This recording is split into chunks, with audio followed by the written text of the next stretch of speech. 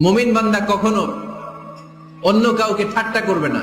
আমার কোনো ভাই মনে কষ্ট পায়, এরকম কোন ঠাট্টা, বিদ্রুপ, খোঁচা মেরে, পোক মেরে কথা বলা যাবে না। তার বাবা চুরি করেছে, আমি কি বলতে পারবো তুই চোরের ঘরের চোর? বলে কি বলে না? কেউ একটু মোটা হইলে কয় তুই মোটুর ঘরের মোটু, চোখে কম দেখলে কয় তুই কানার ঘরের কানা।